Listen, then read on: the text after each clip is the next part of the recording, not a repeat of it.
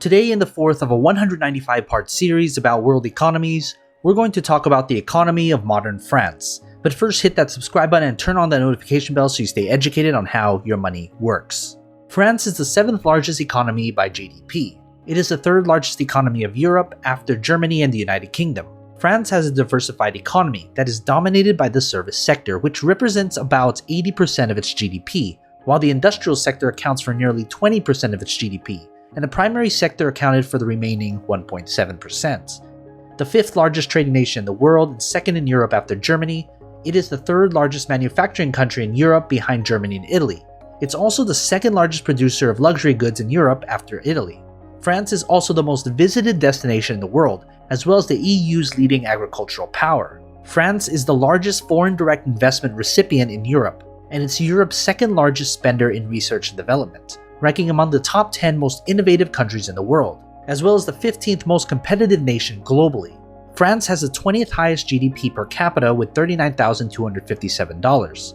France was listed on the UN's Human Development Index with a value of 0.901, indicating a very high human development, and 23rd on the Corruption Perception Index.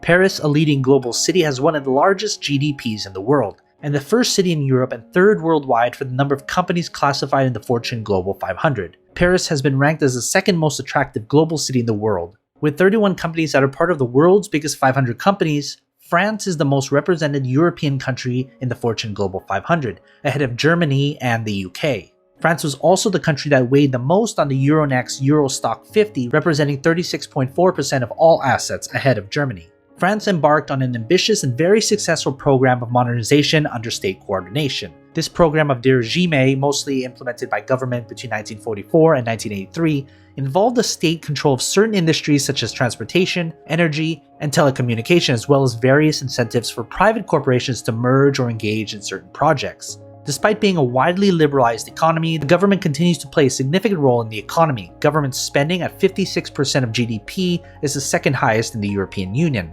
Labor conditions and wages are highly regulated. The government continues to own shares in corporations in several sectors, including energy production and distribution, automobiles, transportation, and telecommunication. However, these shares are being rapidly sold, the state keeping mostly symbolic stakes in these companies. The government of France has run a budget deficit each year since the early 1970s. As of 2019, French government debt reached 2.3 trillion euros, and equivalent to 99.2% of French GDP.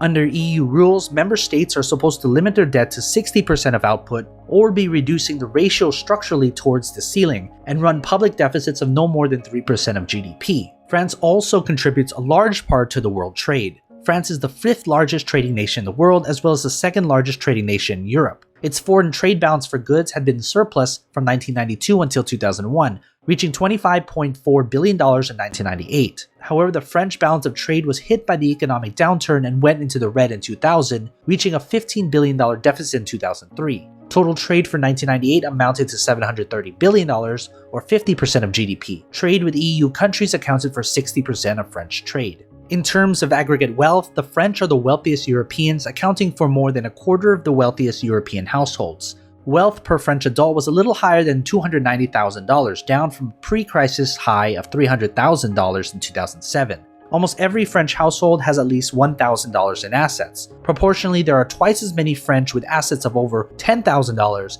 and 4 times as many French with assets of over $100,000 than the world average. The French are also among the least indebted population in the developed world, with personal debt accounting for little more than 10% of household assets. So what are your thoughts? Are you from France? Does the economy reflect what's happening with ordinary Frenchmen? Leave a comment down below and let's get a discussion started. And as always, take care of your money.